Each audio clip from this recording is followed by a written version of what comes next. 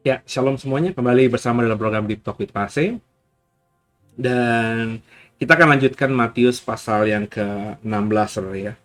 Jadi kemarin tuh ada masalah teknis ya. Mestinya sih selesai Matius 16 ya, karena ternyata setelah hasil recording cuma 30-an menit ya. Berarti kita masih punya waktu 30 menit lagi sebenarnya, karena program Deep Talk with Pase kan di setting 1 jam. Cuman jam yang ada di layar ini salah setting gitu ya, sehingga wah saya kaget kok udah 1,5 jam aja, padahal juga ngomongnya baru sebentar gitu ya, ternyata ada salah setting. Dan ya nggak apa-apa lah ya, jadi kita lanjutkan Matius 16 pada malam hari ini. Dan mungkin karena ayatnya juga pendek, jadi nggak mungkin juga 1 jam gitu ya, jadi kita selesaikan aja Matius 16, berapa menitnya ya, anggap aja ini apa namanya, kita coba mendalaminya lebih lagi ya. Jadi kalau nggak 1 jam juga is okay ya. Dan sebelum kita mulai, kita satukan hati, kita doa. Bapak, kami mengucap syukur buat malam hari ini kami boleh kembali dalam program Deep Talk with Pase pada urusan Alkitab kami. Kami akan selesaikan Matius 16 yang tertunda di hari kemarin. Doa kami semua semakin mengerti, memahami tentang kebenaran firman Tuhan, dan kami semakin belajar untuk menjadi orang yang jadi berkat bagi banyak orang dan menyenangkan Tuhan. Jangan satupun kami yang kau lalui, kami siap diberkati. Haleluya. Amin. Bapak Ibu, kita siapkan Alkitab kita ya, Matius pasal 16, ayat-ayat yang di perikop-perikop akhir. Kita siapkan Alkitab kita masing-masing. Besar perbuatanmu ajaib, tiada seperti Engkau, tiada seperti Engkau.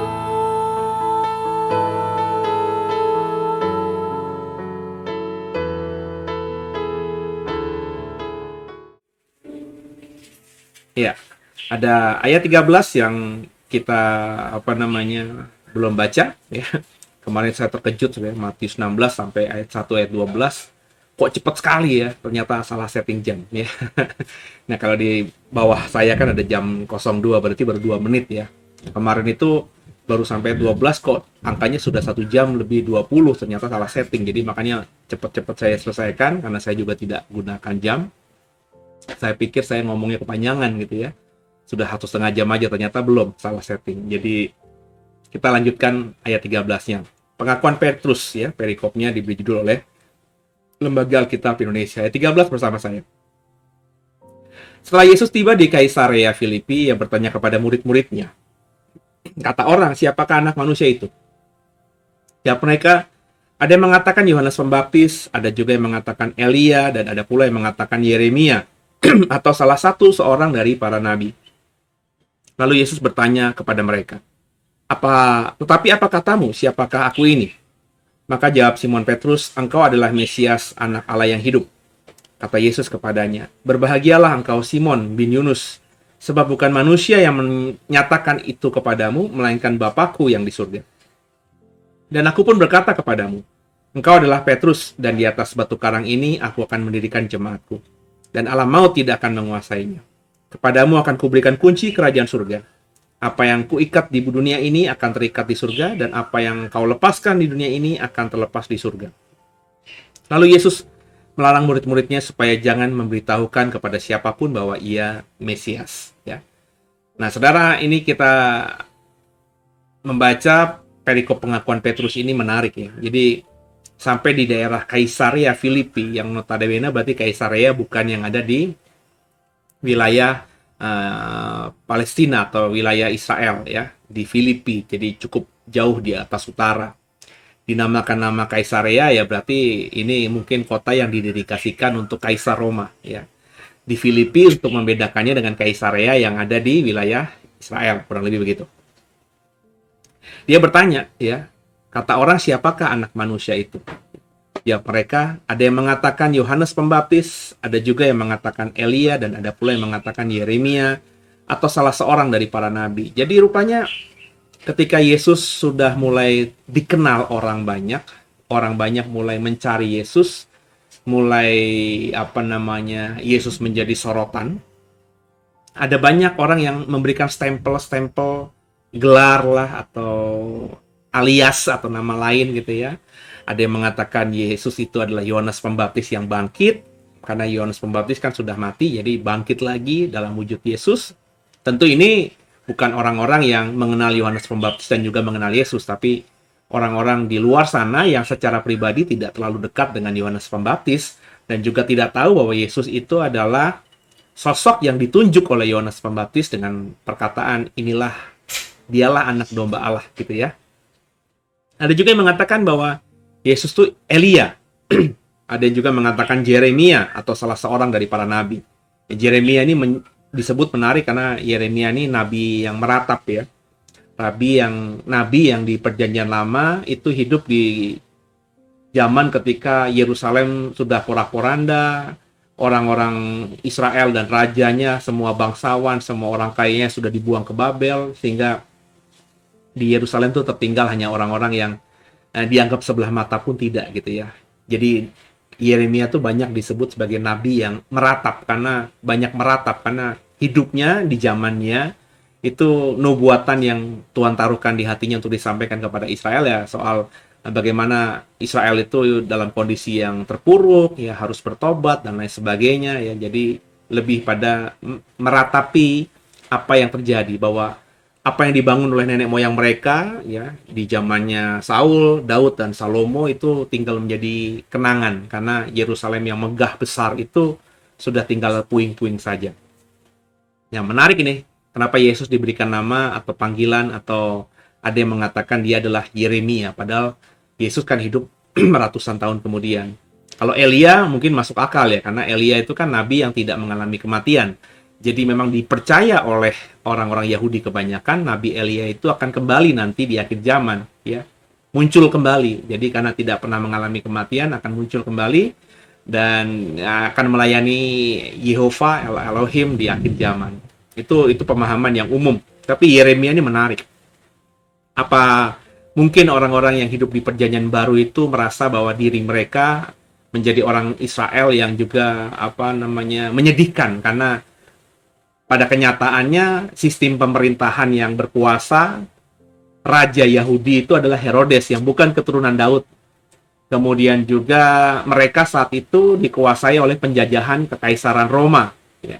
Sehingga kurang lebih mereka merasa bahwa hidup mereka itu yang nggak beda jauh dengan zaman di mana Nabi Yeremia hidup, di mana Israel dibuang di Babel. Mereka di zaman Perjanjian Baru tidak dibuang ke negeri khusus atau dibuang ke Roma, tapi faktanya mereka tidak mengalami kemerdekaan, ya, sama saja. Sehingga ketika Yesus muncul dan Yesus melakukan mujizat, mengajar, bernubuat gitu ya, disamakan dengan Nabi Yeremia yang besar ini. Namanya besar ini memang salah satu nabi yang besar dalam konteks agama Yahudi yang hidup di zaman pembuangan, dan Yesus disamakan dengan Yeremia karena Yesus juga melayani di zaman Israel atau Yahudi yang juga sedang terpuruk di zaman Perjanjian Baru.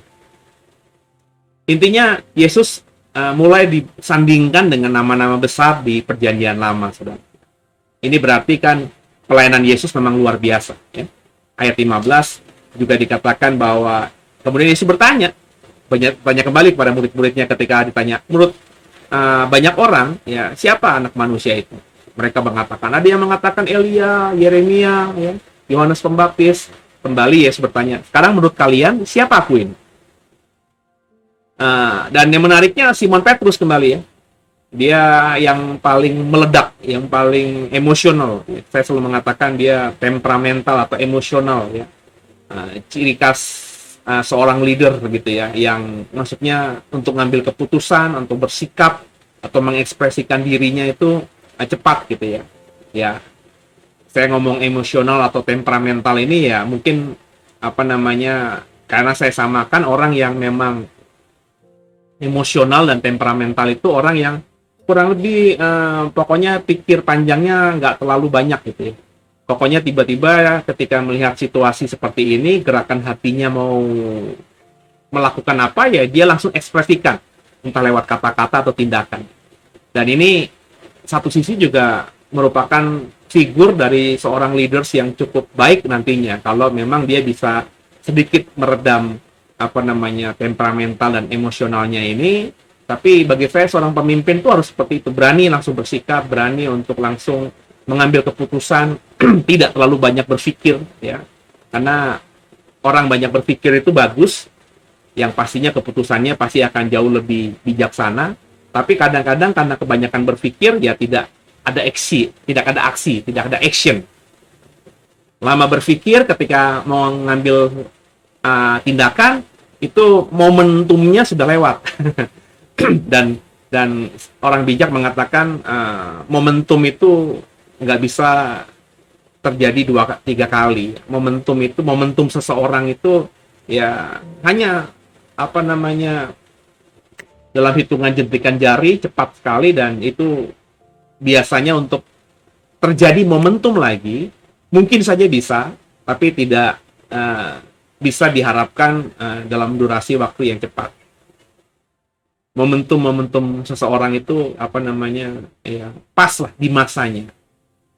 Kayak apa namanya munculnya pemimpin-pemimpin ya nasional kita ya, Bung Karno itu kan momentum. Hari-hari gini saya rasa andai kata Bung Karno hidup di tahun 2022 ini pun dengan style gayanya dia ya, yang orator ulung, yang bisa memotivasi banyak orang ya, atau menggelorakan semangat perjuangan, itu kalau dia hidup di 2022 saya yakin juga hanya sebagai orang yang pinter pidato aja, tapi tidak akan jadi pemimpin nasional, saya berani yakin ya.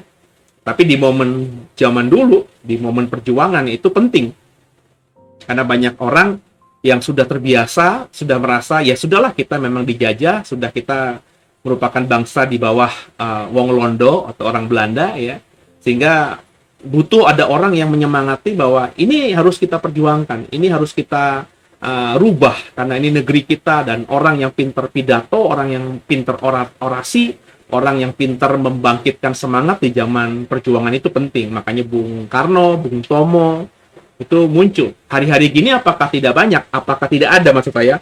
Orang yang pandai apa namanya berpidato dengan menggebu-gebu banyak, tapi apakah akan menjadi seorang yang hebat seperti layaknya Bung Karno dan Bung Tomo ya? Saya rasa tidak, karena momentumnya di zaman ini tidak seperti itu ya. Pak Harto juga begitu, Gus Dur juga begitu, Megawati ada begitu, Pak Jokowi pun saya percaya mungkin kalau ada orang yang berharap pemimpin 2024 nanti itu apa namanya kayak Pak Jokowi, dan andai kata ada orang yang kayak Pak Jokowi juga, mungkin saya yakin juga tidak akan terpilih ya. Karena di 2024 itu memang orang sedang merindukan, kalau Bapak Ibu maafkan saya, orang yang hidup ketika Pak Jokowi pertama kali jadi presiden itu berarti 2014 ya kalau tidak salah ya.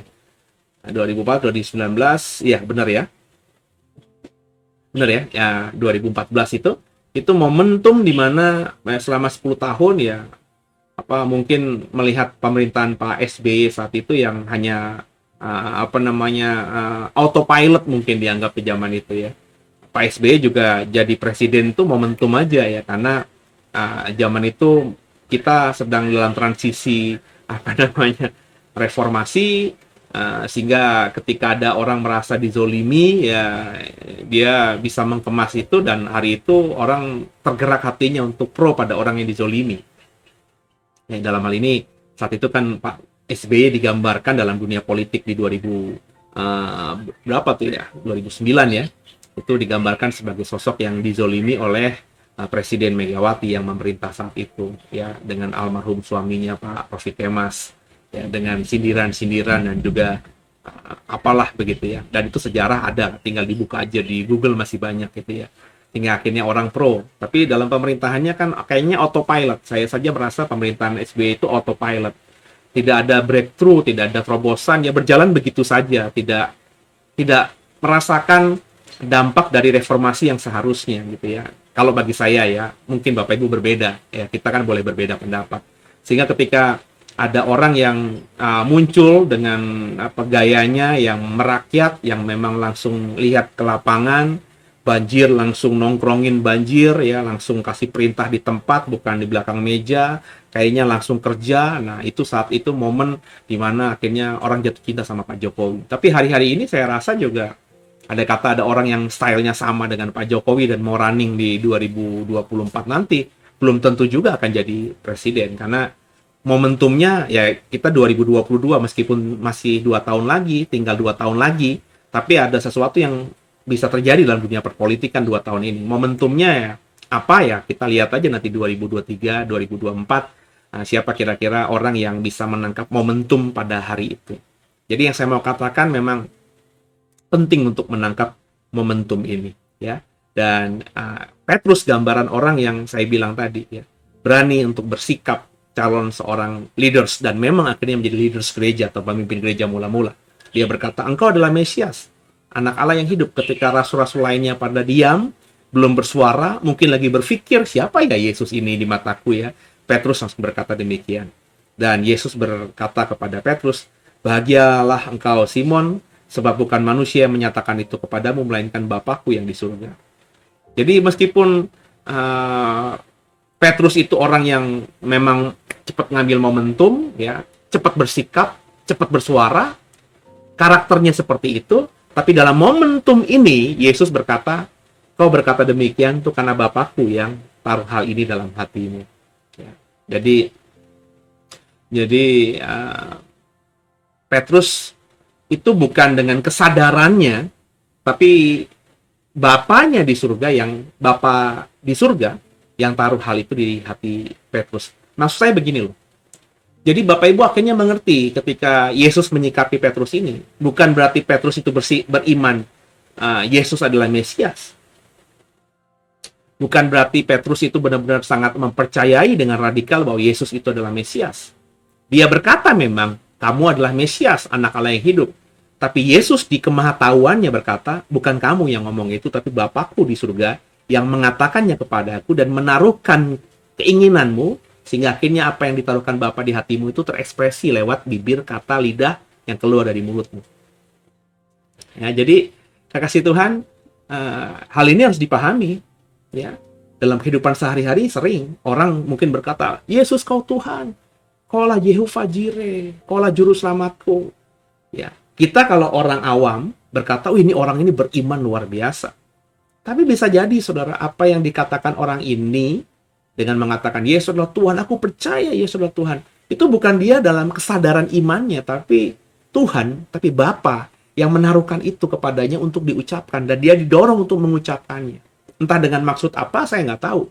Mungkin ingin agar membuat orang lain akhirnya mendengarkan atau tertarik dengan apa yang diucapkannya, sehingga lewat dia mengatakan Yesus adalah juru selamat, orang lain yang tadinya tidak terlalu fokus terhadap dirinya akhirnya menengok dan akhirnya juga percaya, seperti bola salju, efek bola salju, dan ini bergelinding ya. Seperti ketika Petrus berkata, engkau adalah Mesias, anak Allah yang hidup. Ini kan murid-murid yang lainnya akhirnya mendengarkan hal itu, dan ketika memang mereka respect kepada Petrus, mereka akhirnya juga mengimani ya, lambat laun ya, dalam kisah para rasul, dalam surat-surat perjanjian baru kita tahu bahwa yang lainnya juga akhirnya mengimani bahwa Yesus adalah Mesias, anak Allah yang hidup. Tapi yang memulainya adalah siapa? Petrus. Tapi ketika Petrus memulai, Petrus bukan dalam kesadaran iman yang benar-benar baik gitu ya. Dia mengatakan karena Bapa di surga yang taruh itu kepadanya untuk diperkatakan. Maksudnya apa? Ya maksudnya mungkin kalau dalam tafsiran saya agar murid-murid yang lain itu mendengarkan dan akhirnya kemudian hari juga mengimani dengan kesadaran, tapi ya bahwa Yesus adalah Mesias. Ya, anak Allah yang hidup. Jadi kalau ada orang yang bilang Yesus Tuhan, itu bisa jadi Tuhan yang taruhkan. Dan gak heran kemudian di beberapa waktu berikutnya, orang ini yang mengatakan di hari ini Yesus adalah Tuhan, di kemudian hari tindak tanduk, karakter, hidup, sikapnya tidak mencerminkan perkataan di masa lalunya yang mengatakan bahwa Yesus adalah Tuhan. Karena di masa lalu ketika dia mengatakan Yesus adalah Tuhan, itu adalah Tuhan yang menaruhkan itu dalam mulut lidahnya untuk diperkatakan. Yang mungkin untuk memberkati atau menampar atau menempelak orang lain yang di sekitar orang ini. Nah, saudara, banyak orang juga bersaksi contohnya. Wah, saksiannya luar biasa. Kita yang nggak tahu apa-apa, ih keren ya, kesaksiannya luar biasa ya. Tapi bisa jadi kesaksian yang dialami orang tersebut dan keberaniannya untuk mengatakan atau menyaksikannya kepada orang banyak, itu Tuhan yang taruhkan. Tapi bukan dalam kesadaran dia dapat mujizat, bukan karena kesadaran imannya. Memang Tuhan punya rencana tentang hal itu. Dia berkata-kata tentang kesaksian itu bukan dari hatinya. Mungkin Tuhan yang taruhkan. Kita nggak ada yang tahu, saudara. Tapi dalam kisah ini kita ingin melihat bahwa ada beberapa orang, termasuk dalam hal ini Petrus, yang memperkatakan perkataan iman yang wah itu. Tapi kata Tuhan Yesus langsung, Bapa di surga yang taruhkan itu di hatimu. Ini yang sering kali saya katakan berkali-kali. Makanya ya nggak terlalu, jangan terlalu lah kita mengedor seseorang, bahkan itu termasuk saya sekalipun. Ya, mengidolakan orang tertentu, mengatakan bahwa orang ini punya iman luar biasa. Kemarin dia begitu loh, kemarin saudara, dalam cerita Petrus ini, ya perkataan hebat yang keluar dari mulut Petrus itu bukan dari kesadaran dirinya sebagai seorang yang bernama Petrus, tapi Tuhan Bapa yang taruhkan itu di hatinya. Sebab kalau dia benar-benar sudah punya iman yang benar dan mengatakan Yesus adalah Mesias, anak Allah yang hidup, saya berani hakul yakin, saudara, Petrus nggak akan sangkal Yesus 3 kali sebelum ayam jantan berkokok. Benar nggak, saudara? Tapi kan faktanya gampang sekali Petrus menyangkal Yesus. Gampang sekali juga Petrus lari. Ya, tidak ada di sekitar Golgota ketika Yesus yang diimaninya anak Allah atau Mesias itu mati di atas kayu salib. Yang ada Alkitab katakan hanya Yohanes. Yang lainnya, murid-murid yang lainnya melarikan diri. Itu mengindikasikan kan bahwa perkataan Petrus di dalam pasal 16 ayat-ayat yang kita baca tadi itu bukan perkataan yang keluar dari kesadaran iman. Bukan sesuatu yang muncul karena digumuli beberapa waktu lamanya dan akhirnya ketika, ya aku percaya, aku mengekspresikan perkataanku. Itu hanya keceplosan aja. Dan Yesus yang Tuhan tahu bahwa itu Tuhan atau Bapanya di surga yang membuat Petrus sedemikian. Saudara, makanya kalau kita baca Alkitab itu akhirnya kita bisa, kalau Alkitab dibaca dengan teleskop yang benar atau mikroskop yang benar, kacamata yang benar, ya kita akhirnya bisa lebih bijak dalam melihat orang-orang di sekitar kita. Ya. Saya percaya Alkitab itu ditulis bukan saja untuk diri kita, agar diri kita semakin hubungan vertikalnya dengan Tuhan itu baik, tapi juga membuat hidup kita bisa menjalani kehidupan di bumi dengan horizontal yang baik dengan sesama. Kita nggak terlalu mengagumi seseorang dengan berlebihan, kita juga tidak bisa atau tidak akan mau membenci atau menjauhkan orang dari kehidupan kita terlalu berlebihan. Biasa-biasa saja, gitu ya. Kenapa? Karena Alkitab itu sudah mengajarkan hal-hal yang seperti ini, yang tidak terpikirkan oleh kita, yang tidak kelihatan. Tapi kalau kita bacanya dengan benar, ya tadi seperti saya bilang tadi, apa yang saya katakan tadi, saya yakin sikapnya Petrus tadi, meskipun perkataannya Yesus itu pasti Bapak Ibu sudah pernah baca. Bapak Ibu mungkin beberapa saudara tidak sampai ke sana pemikirannya. Ya. Jadi akhirnya kalau kita membacanya dengan benar, ya misalnya seperti yang saya bayangkan atau saya baca atau saya sharingan tadi, ya saya yakin Alkitab akan hidup gitu, ya. Dan Bapak Ibu menjadi orang Kristen yang jauh lebih baik, saya berani yakin demikian. Ya. Dan meskipun itu bukan perkataan orisinil dari Petrus, Yesus mengapresiasi dengan mengatakan engkau adalah Petrus. Ya, namanya kan Simon. Ya, Petrus, Petra, batu karang. Ya, dan di atas batu karang ini aku akan mendirikan jemaatku, dan alam maut tidak akan menguasainya. Makanya gereja Kisah Rasul yang kemudian terus berkembang, itu kalau kita belajar sejarah gereja, memang yang namanya gereja, ya, itu gereja Katolik yang pertama secara organisasi, dan mungkin juga kalau kita belajar sejarah gereja yang paling pertama ujung-ujungnya yang bisa menghubungkan sejarahnya gereja ini dengan Kisah Rasul ya hanya gereja Katolik. Ya tentu ada gereja ortodoks juga.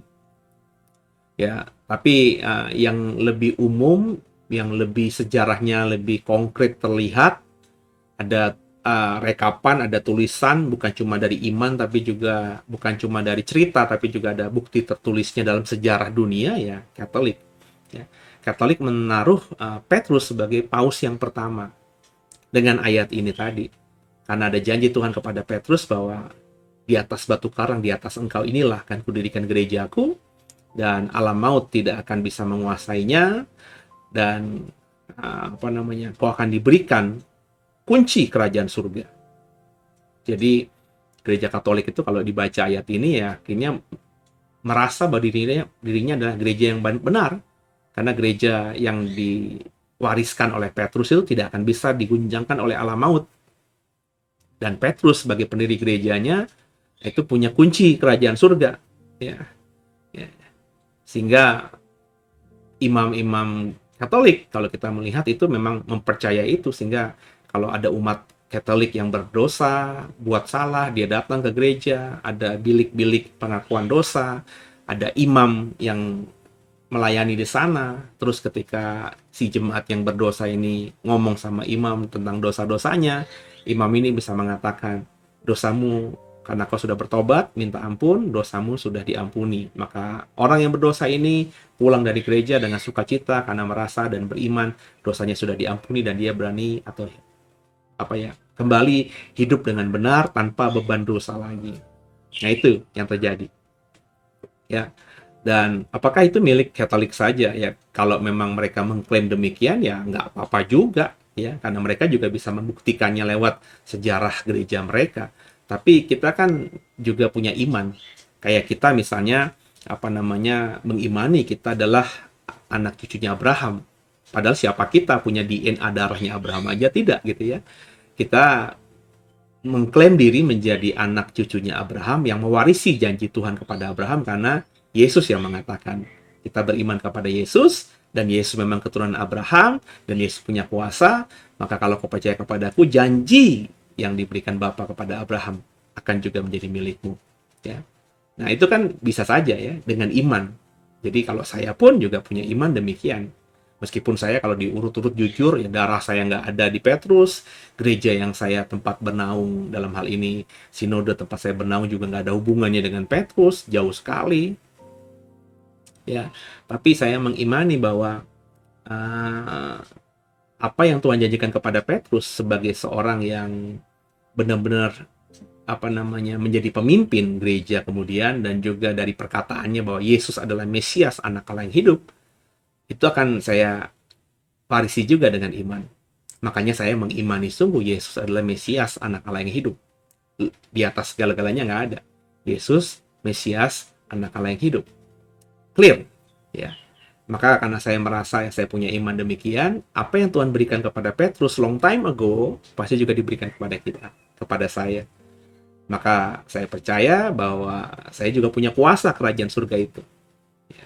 Jadi bukan cuma imam Katolik saja yang bisa berkata, dosamu diampuni, dosamu masih ada. Apa yang kau ikat di bumi terikat di surga, apa yang kau lepaskan di bumi terlepas di surga. Saya pun mengimaninya dengan sama. Kenapa? Karena saya merasa saya sudah mengerjakan atau sedang terus berusaha mempertajam apa yang dikerjakan Petrus di sepanjang sisa hidup saya, sehingga berkat Tuhan kepada Petrus juga pasti akan turun dengan saya. Ya. Makanya kalau saya sebagai pelayan Tuhan, kalau ada orang datang kepada saya, sharing, konseling, apapun lah namanya itu, terus kalau saya tuntun dalam pertobatan, doa penyesalan, ya, doa pemulihan, dia mau melakukannya, terus saya di akhir konseling itu kan berkata, dosamu sudah diampuni. Lanjutkan hidupmu, jangan buat dosa lagi, mulai senangi Tuhan dan layani Tuhan. Saya sangat yakin, bukan berarti saya itu kurang ajar sama Tuhan. Saya mengimani apa yang ada dalam ayat-ayat ini. Saudara boleh nggak? Boleh. Tapi benar nggak saudara sudah jadikan Yesus adalah Mesias dan anak Allah yang hidup? Itu yang pertama dulu. Sudah nggak juga saudara mau benar-benar melayani Tuhan? Seperti Petrus akhirnya di kemudian hari melayani Tuhan dan bahkan rela mati martir untuk Yesus. Kalau saudara sudah siap untuk semua itu, ya saya percaya nggak usah diklaim-klaim, janji Tuhan kepada Petrus akan diberikan sama juga kepada saudara. Sebab saya percaya kalau kita mengerjakan yang Petrus kerjakan juga, maka berkat dari surga sama.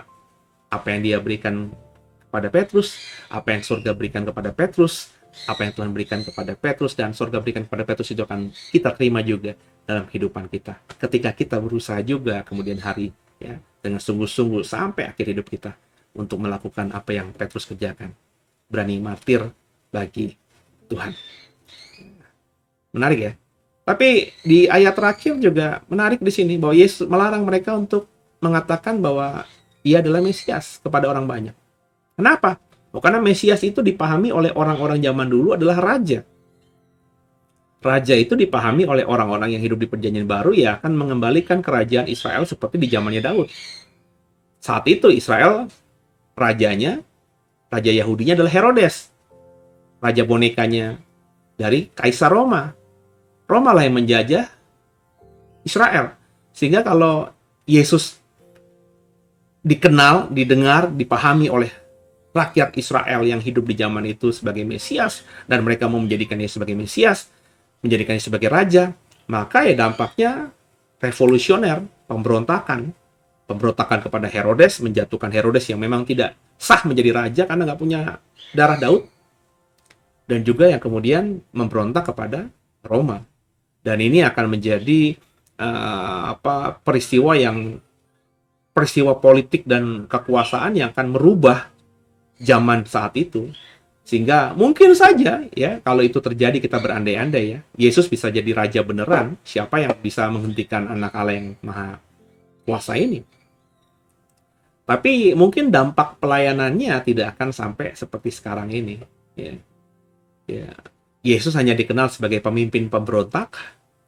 Yesus hanya dikenal sebagai raja yang bisa membuat rakyatnya damai sejahtera dan mengalahkan musuh-musuhnya. Dan sejarah pasti juga akan mencatat lewat kepemimpinan Yesus banyak orang yang mati karena pemberontakan terhadap penguasa itu tidak mungkin tidak mendatangkan korban. Baik korban harta benda, juga korban nyawa atau jiwa. Dan Yesus akan dikenal seperti itu. Ya. Sekarang kita yang hidup di 2022, orang Kristen, bahkan orang yang bukan Kristen, kalau mau belajar soal Yesus, mereka tidak akan pernah menemukan, kita tidak akan pernah menemukan bahwa Yesus itu langsung, nggak langsung, dalam apa yang dia lakukan itu berdampak pada hilangnya nyawa seseorang. Yesus bahkan kepada murid-muridnya, ampunilah musuhmu. Bahkan di atas kayu salib, ketika dia bisa mengeluarkan kata-kata penuh kuasa menghancurkan musuh-musuhnya, dia berkata kepada Bapanya di surga, Bapa, ampunilah mereka karena mereka tidak tahu apa yang mereka perbuat padaku. Keren nggak, saudara? Jadi Yesus akhirnya dikenal sebagai sosok yang seperti itu.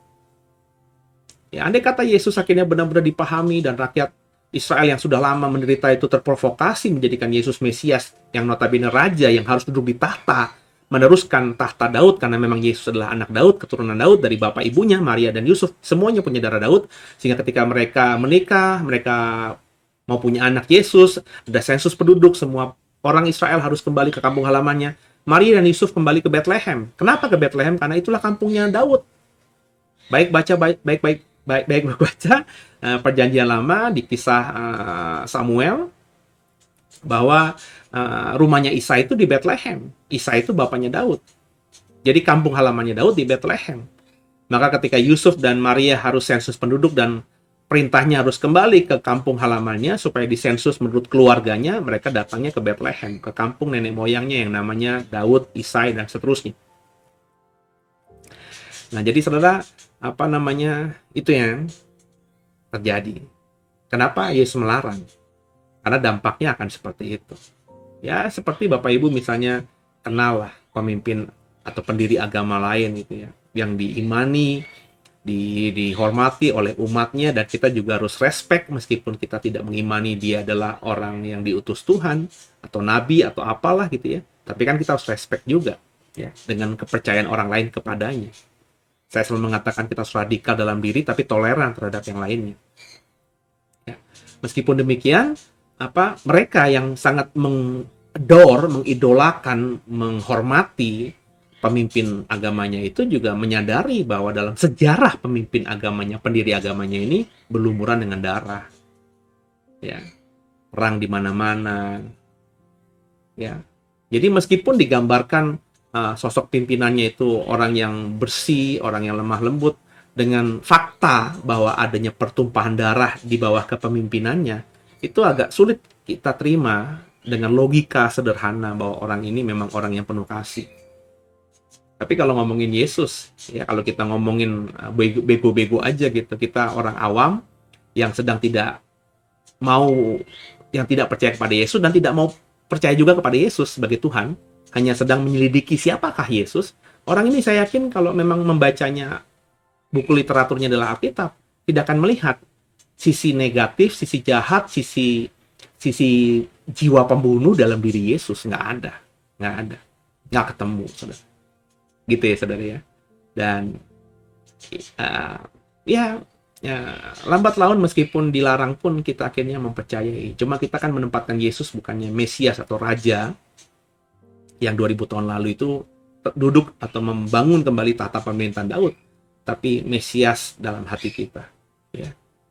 Raja dalam hati kita, bertahta di dalam diri kita, dalam hidup kita. Ya, jadi itu lebih dalam daripada sekedar duduk di tahta Yerusalem. Ya. Perikop berikutnya. Pemberitahuan pertama tentang penderitaan Yesus dan syarat-syarat mengikuti Dia. Sejak waktu itu, Yesus mulai menyatakan kepada murid-muridnya bahwa Ia harus pergi ke Yerusalem dan menanggung banyak penderitaan dari pihak tua-tua, imam-imam kepala dan ahli-ahli Taurat, lalu dibunuh dan dibangkitkan pada hari ketiga. Tapi Petrus menarik Yesus ke samping dan menegur Dia. Katanya, "Tuhan, kiranya Allah menjauhkan hal-hal itu. Hal itu sekali-kali tidak akan menimpa engkau, takkan menimpa engkau." Maka Yesus berpaling dan berkata kepada Petrus, "Enyahlah iblis, engkau suatu batu sandungan bagiku, sebab engkau bukan memikirkan apa yang dipikirkan Allah, melainkan apa yang dipikirkan manusia." Lalu Yesus berkata kepada murid-muridnya, "Setiap orang yang mau mengikuti aku, ia harus menyangkal dirinya, memikul salibnya, dan mengikut aku. Karena barang siapa mau menyelamatkan nyawanya, ia akan kehilangan nyawanya. Tapi barang siapa kehilangan nyawanya karena aku, ia akan memperolehnya. Apa gunanya seorang memperoleh seluruh dunia tapi kehilangan nyawanya? Dan apakah yang dapat diberikannya sebagai ganti nyawanya? Sebab anak manusia akan datang dalam kemuliaan Bapanya diiringi malaikat-malaikatnya pada waktu ia akan membalas setiap orang menurut perbuatannya. Aku berkata kepadamu, sesungguhnya di antara orang yang hadir di sini, ada yang tidak akan mati sebelum mereka melihat anak manusia datang sebagai raja dalam kerajaannya." Nah, kekasih Tuhan, biji mata Tuhan, ini menarik lagi. Nggak lama setelah Petrus berkata dengan heroik gitu ya, bahwa Yesus adalah Mesias, anak Allah yang hidup. Nggak lama kemudian ya, Alkitab katakan ya, bahwa Petrus berkata, "Sekali-kali sebaiknya kau jangan ngomong seperti itu." Ya, karena Yesus berkata kan, anak manusia akan menanggung penderitaan dari tua-tua, imam-imam, ahli Taurat, lalu dibunuh dan dibangkitkan pada hari ketiga. Tapi Petrus yang baru mengatakan kau adalah Mesias, anak Allah yang hidup, dia berkata, "Allah menjauhkan hal itu, sekali-kali tidak akan menimpa engkau." Kemarin, saya bilang tadi, beberapa waktu sebelumnya, Petrus dikendalikan Tuhan, dikendalikan Bapa untuk berkata Yesus adalah Mesias, anak Allah yang hidup. Bukan dalam kesadaran imannya. Sehingga nggak heran kemudian ketika Tuhan tidak lagi berkehendak untuk mengatakan apapun lewat mulut lidahnya Petrus, iblis bisa memakai itu. Makanya Yesus mengatakan dalam beberapa waktu kemudian, di momen yang kurang lebih sama, di ayat 23 tadi, "Enyahlah iblis," kepada Petrus, "engkau suatu batu sandungan bagiku. Sebab engkau bukan memikirkan apa yang dipikirkan Allah, melainkan apa yang dipikirkan manusia. Baru beberapa waktu yang lalu, engkau akan mendirikan gerejaku, dan alam maut tidak akan bisa merusaknya." Nggak lama kemudian, "Nyala iblis, kau adalah batu sandungan bagiku. Engkau bukan memikirkan pikiran Allah, melainkan apa yang dipikirkan oleh manusia." Bagaimana mungkin kalau kita kontradiksikan gitu ya, kita jembrengkan gitu, seseorang yang dikatakan akan mendirikan gereja yang tidak akan alam maut menguasainya itu disamakan dengan iblis yang memikirkan kepentingannya sendiri, bukan kepentingan Tuhan. Ini kan kontradiksi, sangat kontradiksi. Artinya apa, saudara?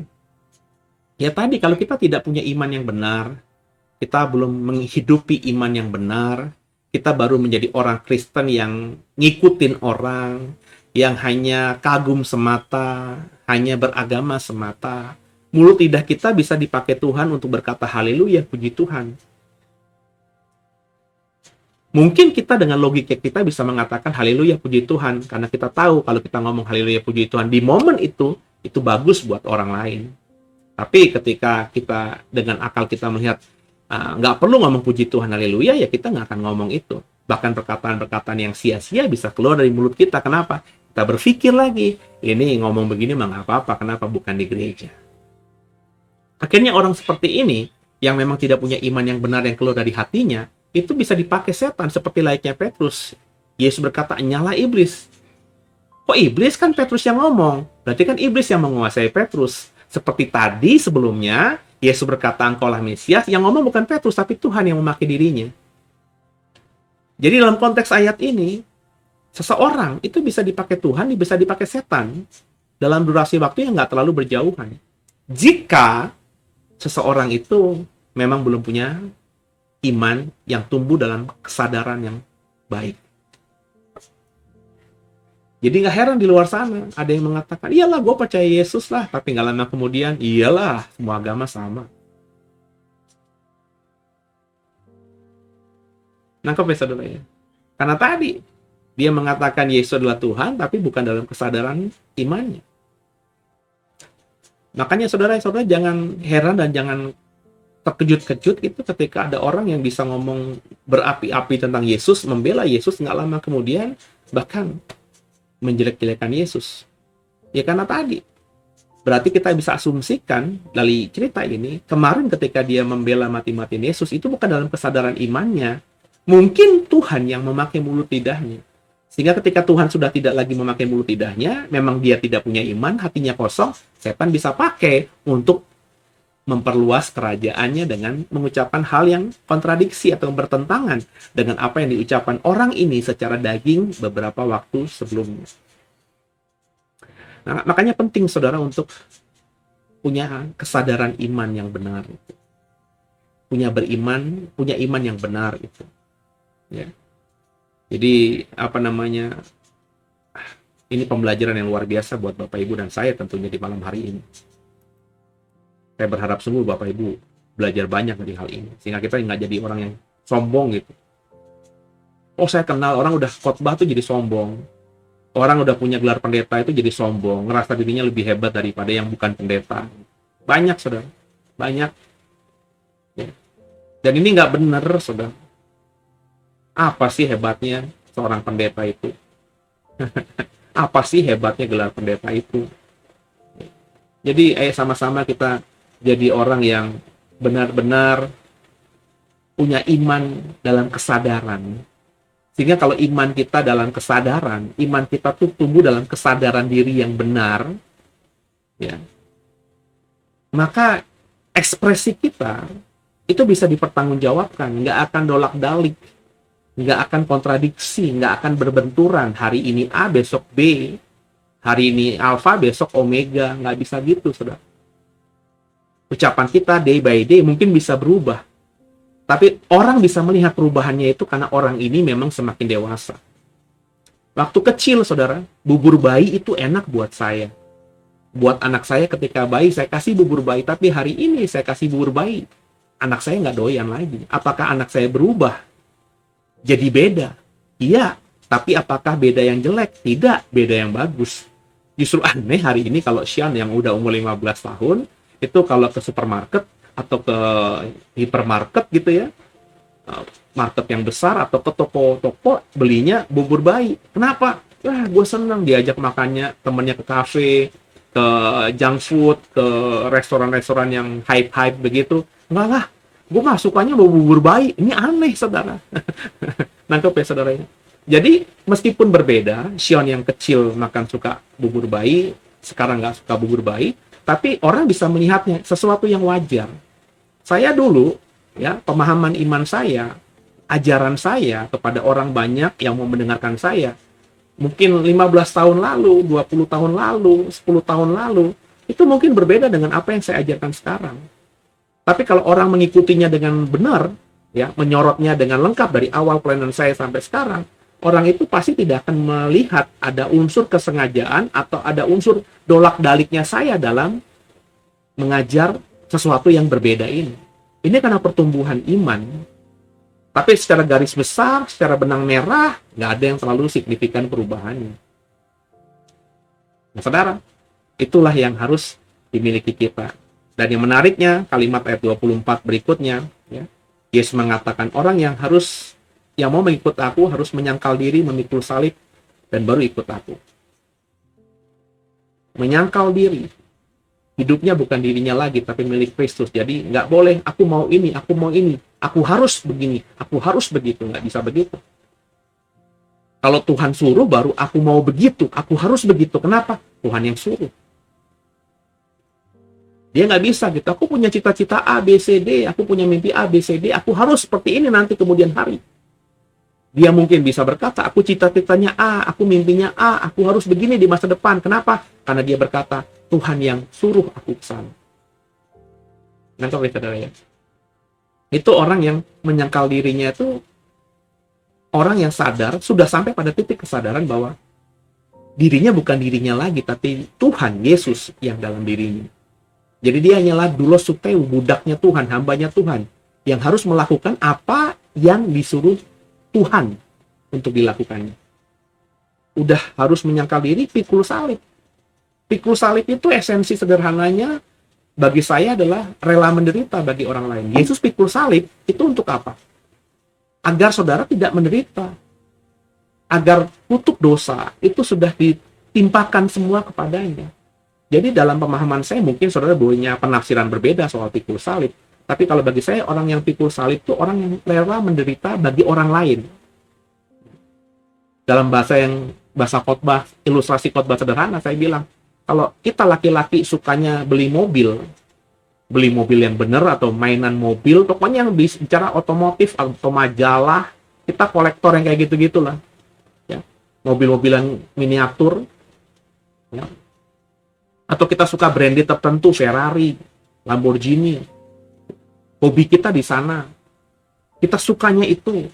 Tapi ketika kita tahu bahwa istri kita lagi suka baju tertentu yang dia sudah mimpikan, tapi karena kondisi keuangan, dia belum bisa menyisihkan dari sisa beli garam untuk beli baju itu karena relatif mahal. Kita yang tahu itu, kita yang sudah mau beli mobil, saya bilang, udahlah mobil nanti aja lah.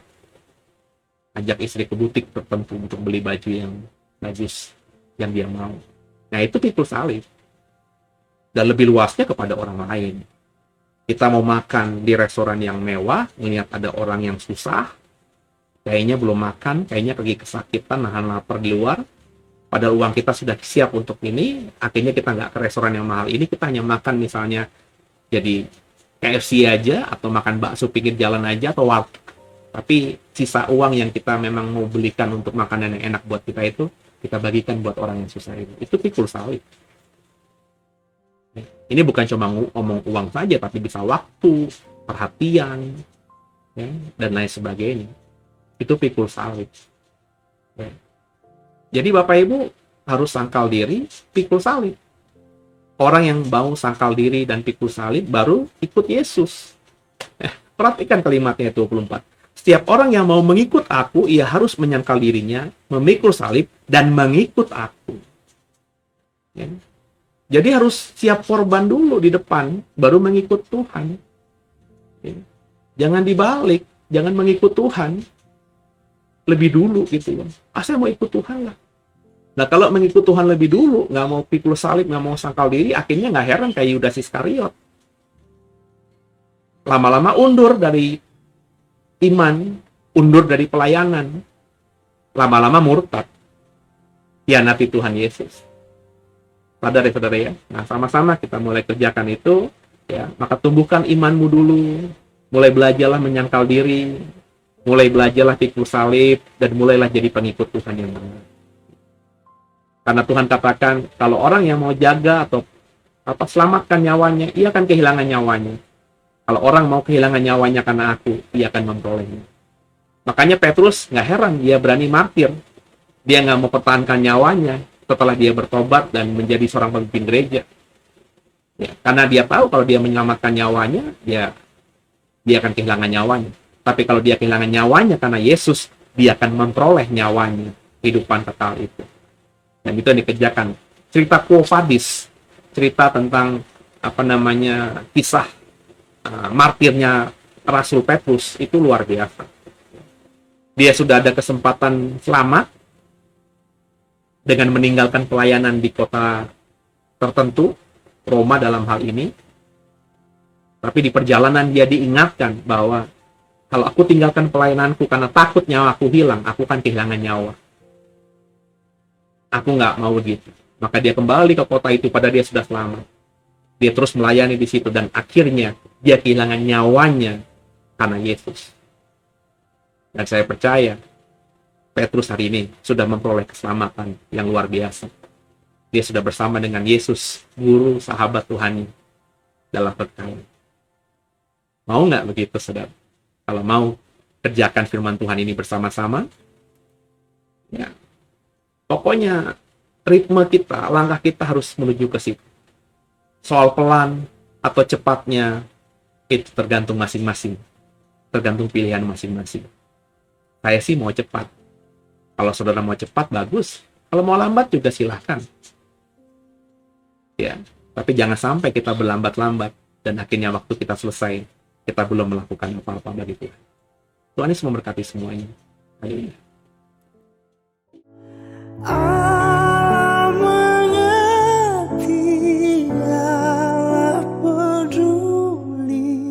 Segala persoalan yang kita hadapi tak akan pernah dibiarkannya ku bergumul sendiri, sebab Allah mengerti.